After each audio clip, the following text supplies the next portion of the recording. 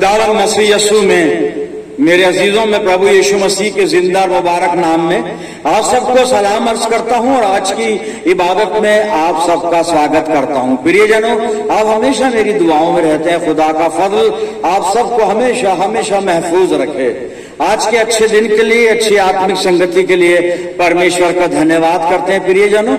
और आज जो मनन के लिए परमेश्वर ने मेरे सामने पद रखा है, फिलिप्पियों की पत्री 4 अध्याय और 10 पद से 13 पद में आपके सामने पढ़ता हूं। आप अपनी बाइबल में देखें।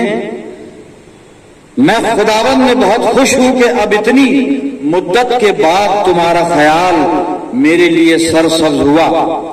बेशक तुम्हें पहले भी इसका ख्याल था, मगर मौका ना मिला।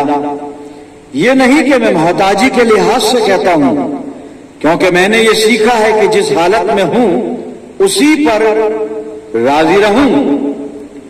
मैं पस्त होना भी जानता हूं और बढ़ना भी जानता हूं। हर एक बात और सब हालतों में मैंने शेर होना, भूखा रहना और बढ़ना, घटना सीखा है। जो मुझे ताकत बख्शता है उसमें मैं सब कुछ कर सकता हूं। खुदावंद की बरकत उसके पाक कलाम के पढ़े जाने और सुने जाने पर हो, आमीन। आइए दुआ करें। प्यारे आसमानी बाप, हम तेरे बच्चे तेरे पाक कदमों पर सरनिगू हैं और तेरी जिंदा मुबारक आवाज को सुनने के लिए तैयार है खुदा बाप, जो इस पाक कलाम के जरिए से हम तक पहुंचती है। हम में से हर एक को पाक रूह का मसा अता फरमा कि हम पवित्र आत्मा की अगुवाई में होकर तेरे वचन को समझ पाएं और इसको अपनी जिंदगियों में काम में लाएं। प्यारे प्रभु, जब ये वचन का बीज हमारे दिल की जमीन पर गिरता है तो हमारी जिंदगियों में जड़ पकड़े और बहुत सा फल लाए। हमारे चारों तरफ पाक फरिश्तों की सेना का बाड़ा बांधना कि शैतान कहीं से भी हमें दखल न दे सके। प्रभु जी, अपने आप को तेरी अधीनता में सौंपते और दुआ करते हैं कि जब हम तेरी वेदी पर से उठकर अपने घरों की तरफ रुखसत होते हैं तो तुझसे बहुत सी रूहानी बरकत लेकर जाने वाले हों। खुदावंद मसीह यीशु के जिंदा और मुबारक नाम के वसीले से ये दुआ मांगते हैं, सुन और कबूल कर ले, आमीन।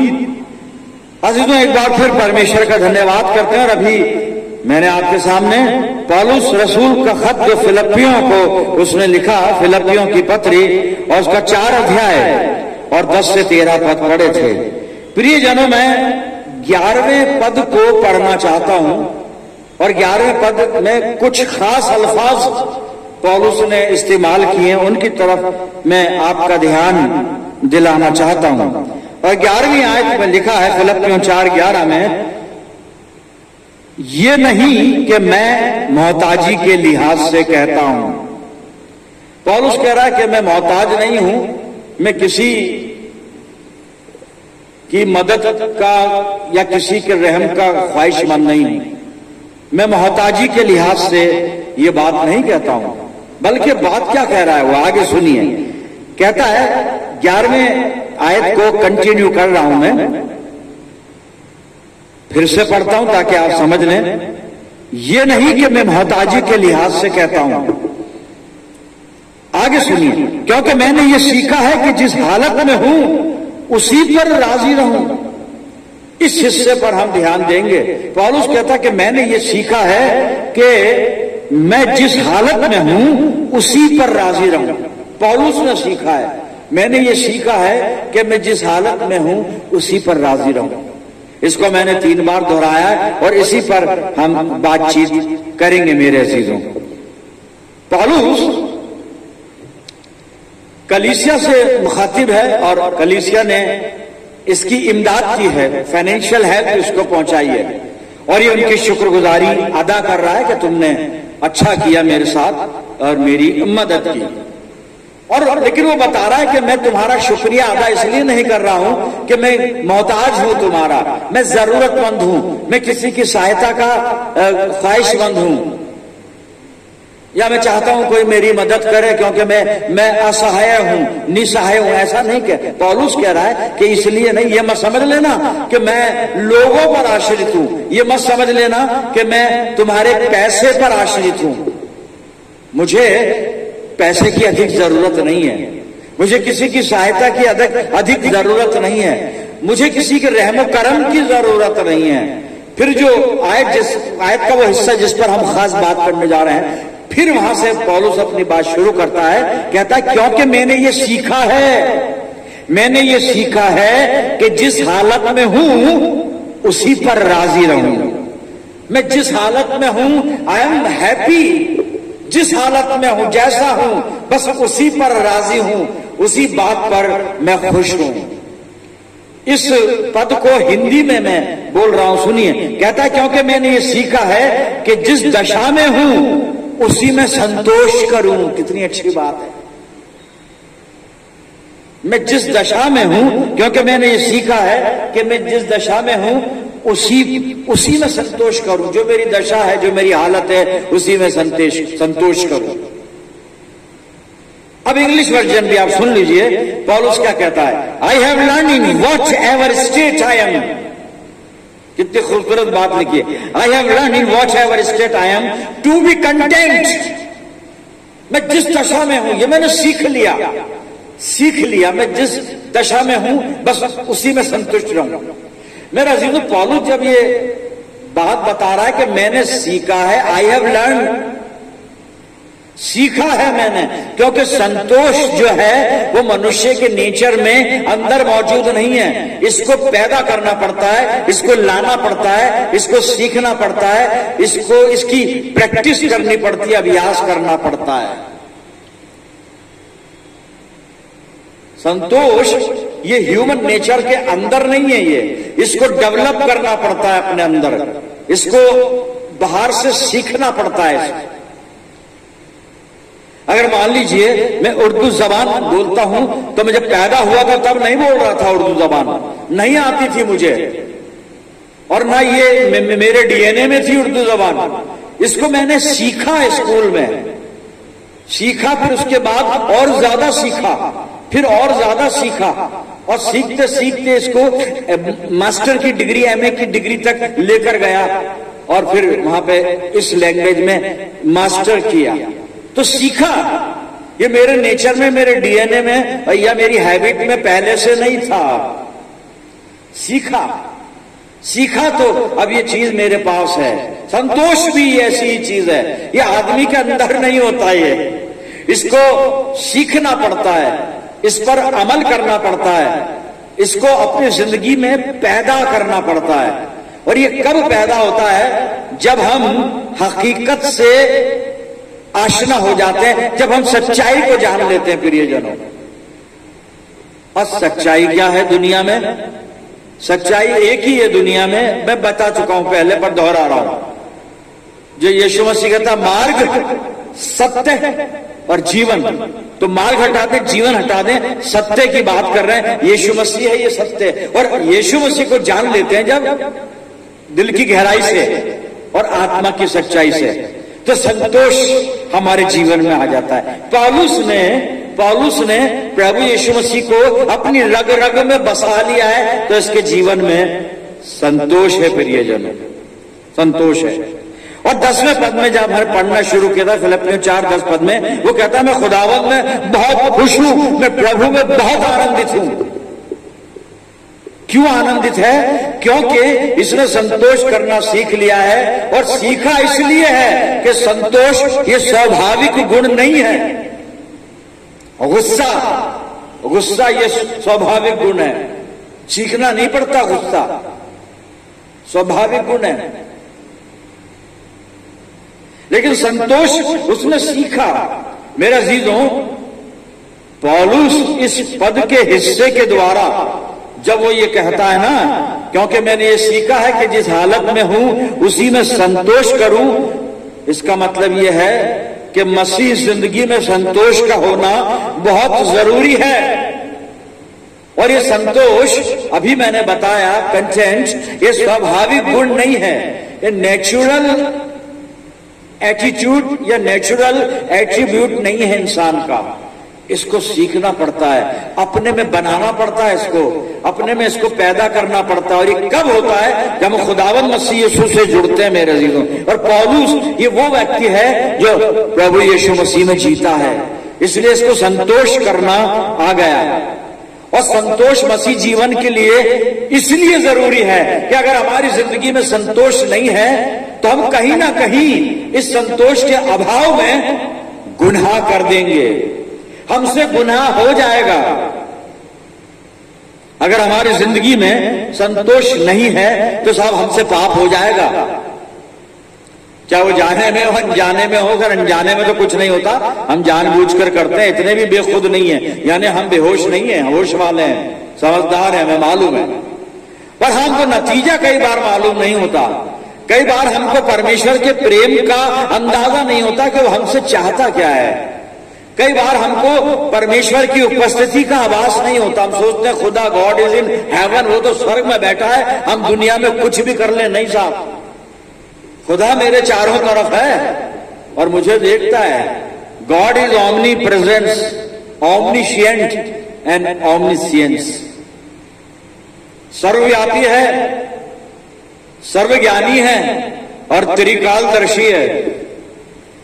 पास्ट जानता, प्रेजेंट जानता, फ्यूचर जानता, सब कुछ जानता है। अब ऐसा खुदा की हुजूरी से हम जाएंगे कहां बचकर? इसलिए जबूर का लिखने वाला कहता है कि पताल में बिस्तर लगा लूं वहां भी तू है, पंख लगाकर उड़ जाऊं वहां भी तू है, मैं तेरी हुजूरी से भाग नहीं सकता। हम संतोष की बात कर रहे हैं। संतोष का ना होना गुनाह है अजीजों। अगर संतोष नहीं है तो गुनाह हो जाएगा, हो जाएगा गुनाह। इसलिए पौलुस जब थिमुथियुस को खत लिखता, पहला थिमुथियुस और 6 अध्याय और 6 से 10 पद में वो थिमुथियुस को एक बात सिखा रहा है कि जो हमारे पास है उसी पर संतोष करें। भाई हम जैसे हैं उसी में खुश रहें, उसी में खुश रहें। जिस स्थिति में परमेश्वर ने रखा है हम राजी रहें, आनंदित रहें, खुश रहें, लालच ना करें।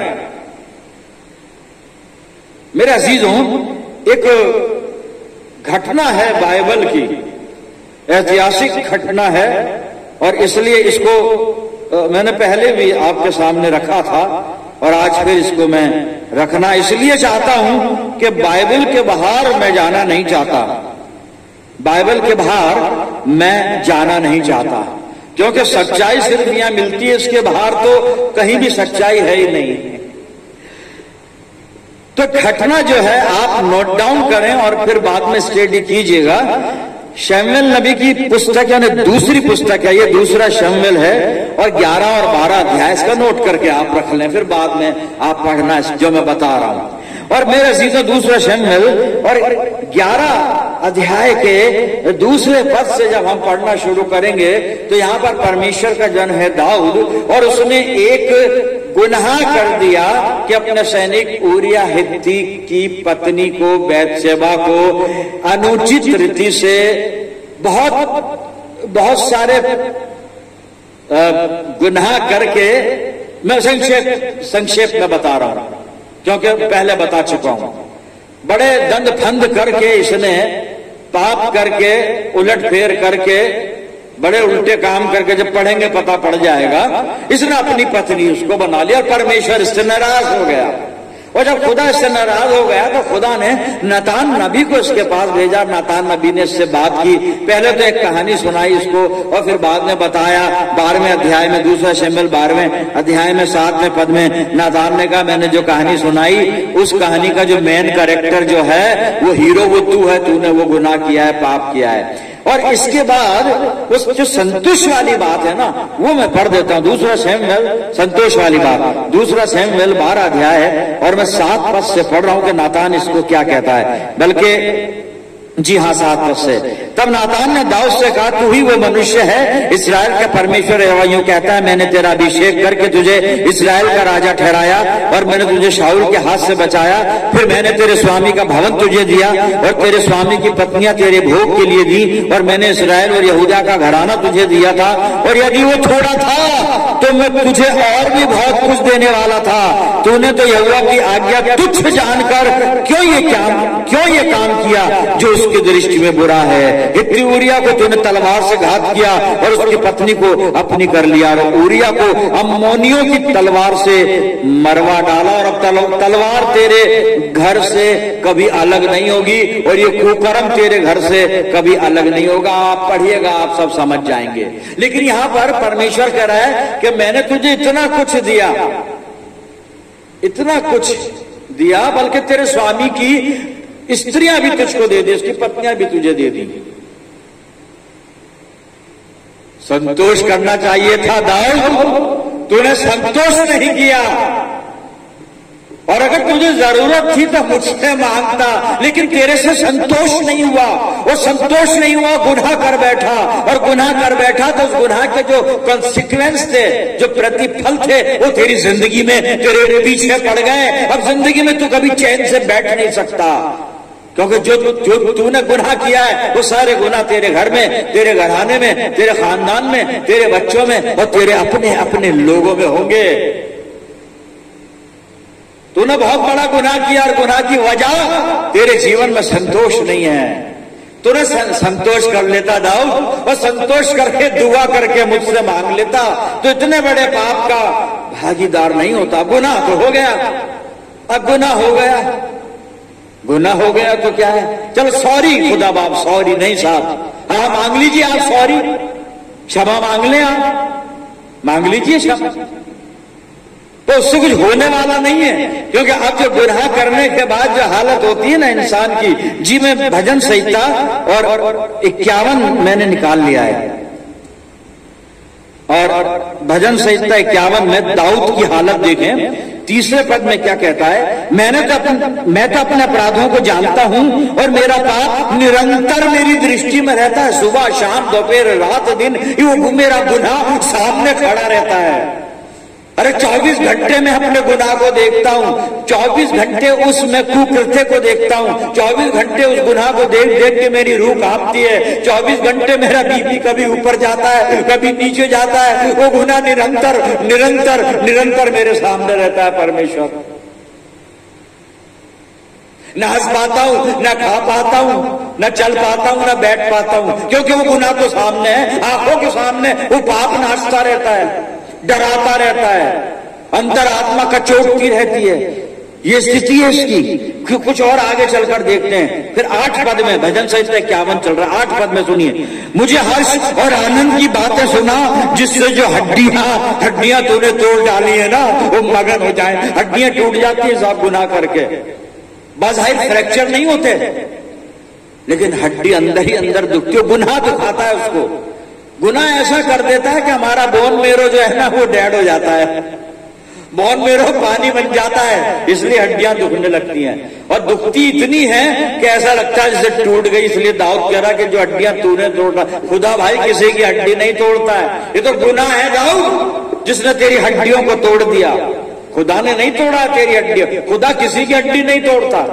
तो पाप है, पाप यही निपटा देता है आदमी को, यही हिसाब किताब हो जाता है साहब जी। मैंने 8 पद पढ़ा था ना आपके सामने, अब 11वां पद भी सुन लीजिए। भजन संहिता 51-11 चढ़ा है, मुझे अपने सामने से निकालना दे और अपने पवित्र आत्मा को मुझसे अलग मत कर। जब पाप छोड़ के जाता है ना खुदा के जन को, बड़ा दुख होता है साहब, बहुत दुख होता है। ये जो खुदा के लोग हैं ना, उन्होंने ये एक्सपीरियंस कर रखा है। जब कभी पाखरू हमसे अलग हो जाए ना, और ये अलग कब होता है, जब हम पाखरू से खुद अलग हो जाते हैं, बड़ा दुख होता है साहब। वही हालत हो जाती है, हड्डियां गलने लगती हैं, खून नसों में जमने लगता है। गुनाह 24 घंटे आंखों के सामने रहता है, न रात में नींद आती है, न दिन में सुकून आता है, न सुबह खाने को मन करता है, न दोपहर को भूख लगती है। जिंदगी बेचैन हो जाती है, सुकून चला जाता है, खुशी चली जाती है। वजह गुनाह, और गुनाह की वजह संतोष का ना होना।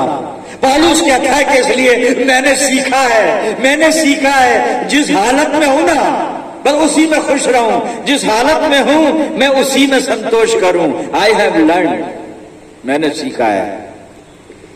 मेरे अजीजों, हम भी सीख लें संतोष करना। तो जिंदगी में खुशी आ जाएगी, जिंदगी में आनंद आ जाएगा। परमेश्वर की उपस्थिति आप महसूस करेंगे जब संतोष करने लगेंगे। लेकिन संतोष करेंगे कैसे? संतोष को अपने अंदर रखना पड़ेगा, अपने अंदर पैदा करना पड़ेगा, सीखना पड़ेगा। क्योंकि अभी बताया मैंने कि ये स्वाभाविक गुण नहीं है, ये इसको सीखना पड़ेगा मेरे अजीजों। और दाऊद ने सीखा। एक हवाला पढ़ता हूं, भजन संहिता 37 मैंने निकाला है जी, और 4 पद देखिए दाऊद ने कैसे सीखा, सुनिए। दाऊद कह रहा है यहाँ पे, भजन संहिता 37 4 पद, यहोवा को अपने सुख का मूल जान और वो तेरे मनोरथों को पूरा करेगा। नादान गुनाह मत कर, बस केवल यहोवा को अपने सुख का मूल, सारा सुख वहां से आएगा, सारा आनंद परमेश्वर से आएगा। हमारी सारी अभिलाषाएं वो पूरी करेगा। दुनिया में ना ढूंढे अभिलाषाओं की पूर्ति को मेरे जीवन, क्योंकि हम दुनिया में अगर अपने अभिलाषा को पूरा करने की चेष्टा करेंगे तो गुनाह हो जाएगा, साहब गुनाह हो जाएगा। फिर इसी भजन संहिता 37 में 16 पद पढ़ रहा हूं, धर्मी का थोड़ा सा धन दुष्टों के बहुत से धन से उत्तम है। यह है संतोष। जो दुष्टों के पास धन है ना, अरबों, 2-4 के नाम तो हम जानते हैं, आते रहते हैं आजकल तो उनके नाम। दुष्टों के उत्तम धन से हमारे पास जो थोड़ा सा धन है, बहुत ऐसा बहुत है, वो उत्तम है, वो उनके धन से। जो दुष्टों का बहुत सारा धन है, उससे हमारा थोड़ा सा धन उत्तम है। लेकिन ये फीलिंग आएगी कब? जब हमारे जीवन में संतोष होगा, जब हमारे जीवन में संतोष होगा। और संतोष का एक मंत्र है साहब, परमेश्वर की एक बात को अपने दिमाग और दिल में उतार लीजिए। खुदा बाप की एक सिफत, एक खूबी है, या कहने उसका गुण है खुदा बाप, उसको अपने दिमाग में अपने बसा लीजिए। और वो कहां मिलता है बाइबल में? जब मैं नीति वचन निकाल रहा हूं, और नीति वचन 10 अध्याय मैंने खोला है, और 3 पद सुन लीजिए। ये हमारा परमेश्वर है, ये हमारा खुदा बाप है, ये हमारा प्रभु यीशु मसीह है साहब। इसकी मोहब्बत है, यहां पे देख लीजिए आप, परमेश्वर के प्रेम को यहां देख लीजिए। नीति वचन 10:3 में पढ़ रहा हूं आपके सामने।